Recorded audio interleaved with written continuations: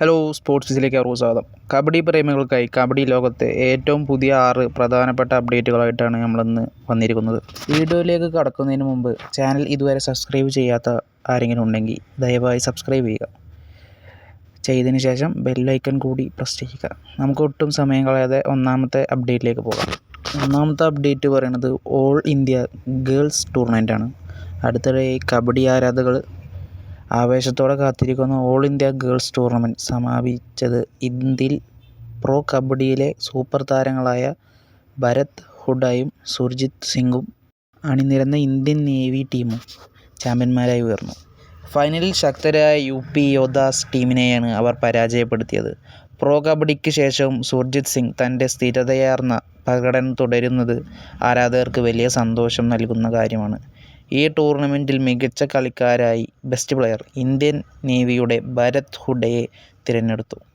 കൂടാതെ UP യോദ്ധാസിന് വേണ്ടി കളിച്ച ഗഗൻ ഗൗഡ മികച്ച റൈഡറായും സച്ചിൻ മൺപാതൽ മികച്ച ഡിഫൻഡറായും തിരഞ്ഞെടുക്കപ്പെട്ടു. അടുത്തത് നമ്മുടെ പ്രിയപ്പെട്ട താരങ്ങളായ അജിങ്ക്യ പവാറിനെയും സോഷിതിനെയും കുറിച്ചുള്ളതാണ്. അടുത്തിടെ നടന്ന ഗ്ലോബൽ ടൂർണമെൻറ്റിൽ വശായി കബഡി ടീമിന് വേണ്ടി കളിച്ച ഇവർ ഇരുവരും മികച്ച പ്രകടനമാണ് കാഴ്ചവെച്ചത്. തങ്ങളുടെ തകർപ്പൻ ഫോം തുടർന്നുകൊണ്ട് ടീമിനെ ചാമ്പ്യന്മാരാക്കാൻ ഇവർക്ക് സാധിച്ചു എന്നതുവരും സീസണുകളിൽ ഇവർക്ക് വലിയ ആത്മവിശ്വാസം നൽകും. അടുത്തത് നോക്കുകയാണെങ്കിൽ നേപ്പാൾ കബഡി ലീഗ് സീസൺ 2ൻ്റെ കുറിച്ച് പറയാനാണ്. കബഡി ഇപ്പോൾ ഇന്ത്യയിൽ മാത്രമല്ല അയൽരാജ്യങ്ങളിലും വലിയ രീതിയിൽ വളരുകയാണ്. നേപ്പാൾ കബഡി ലീഗിൽ 2ാം സീസൺ ജൂൺ 5 മുതൽ ജൂൺ 19 വരെ നടക്കാൻ പോവുകയാണ്. ആകെ 6 ടീമുകളാണ് ഈ ലീഗിൽ മത്സരിക്കുന്നത്. ഏറ്റവും ആവേശകരമായ കാര്യം എന്തെന്നാൽ പ്രോ കബഡിയിൽ കളിക്കുന്ന നിരവധി ഇന്ത്യൻ താരങ്ങളും വിദേശ താരങ്ങളും ഈ ലീഗിൽ വിവിധ ടീമുകളിൽ കളിക്കുന്നുണ്ട്. തെങ്കടി വെയിൽസ് കിഡ്സിനു വേണ്ടി രോഹിത് യാദവും ബൂട്ടാർ ബുൾസിന് വേണ്ടി ആശിഷ് മാലിക്കും പ്രമോദ് സിംഗും ആണ് ഇറങ്ങുന്നത്. കാഠ്മണ്ഡു മോർക്കേഴ്സിൽ നോക്കുകയാണെങ്കിൽ മിലാൻ ദായയും കളത്തിലിറങ്ങുന്നുണ്ട്. കൂടാതെ പ്രഗോറ ലോക്കേഴ്സിൽ ടീമിൽ ജെയിൻ കൊൻലിയും ഹിതേഷ കദിയയും മുഹമ്മദ് അമീർ എന്നിവരും ജാൻപൂരിൽ രോഹിത് കുമാറും ആണ് ഇറങ്ങുന്നത്. വിരാട് നഗർ ബാഹുബലിയിൽ അഗിത് റാണയും സച്ചിൻ മണപാലും കളിക്കുന്നുണ്ട്. ചുരുക്കത്തിൽ നേപ്പാൾ ലീഗും ഒരു ആവേശപൂരമായിരിക്കും. അടുത്ത വലിയ വാർത്ത അന്താരാഷ്ട്ര കബഡി ടീമിൽ നിന്നുമാണ്.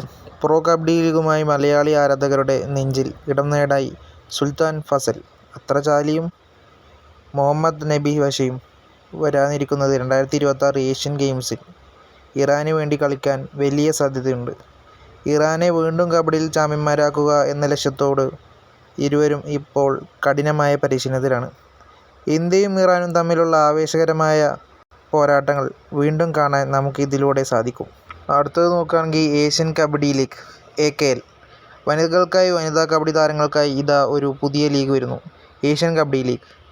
ആകെ 8 ടീമുകൾ പങ്കെടുക്കുന്ന ഈ ലീഗിൽ ആഗസ്റ്റ് മാസത്തിൽ ആരംഭിക്കുമെന്നാണ് നിലവിലുള്ള അപ്ഡേറ്റ്. വനിതാ കബഡിക്ക് വലിയൊരു മുൻതൂക്കം നൽകുന്ന ഈ ലീഗ് ആരാധകർക്ക് തത്സമയം കാണാനുള്ള സൗകര്യം ഒരുക്കിയിട്ടുണ്ട്. ടെലിവിഷനിൽ സോണി സ്പോർട്സ് ചാനലുകളിലും മൊബൈലിൽ സോണി ലൈവ് ആപ്ലിക്കേഷനിലൂടെയും നിങ്ങൾക്ക് ഈ മത്സരം തത്സമയം ആസ്വദിക്കാം. പട്ന പൈററ്റ്സിൻ്റെ പുതിയ കോച്ച് ജസ്ബീർ സിംഗ്. ഇന്നത്തെ ഏറ്റവും പ്രധാനപ്പെട്ട അവസാനത്തെ അപ്ഡേറ്റ് പ്രോ കബഡിയിലെ എക്കാലത്തെയും മികച്ച ടീമുകളിലൊന്നായ പട്ന പൈററ്റ്സിനെ കുറിച്ചാണ്. മുൻപ് ദീർഘകാലം UP യോദ്ധാസിൻ്റെ കോച്ചായിരുന്ന ജാസ്ബീർ സിംഗ് ഇനി മുതൽ പട്ന പൈററ്റ്സിൻ്റെ പുതിയ ഹെഡ് കോച്ചായിരിക്കും. പട്ന ടീമിലേക്ക് എത്തിയതിനെക്കുറിച്ച് അദ്ദേഹം ചില കാര്യങ്ങൾ പങ്കുവെക്കുകയുണ്ടായി.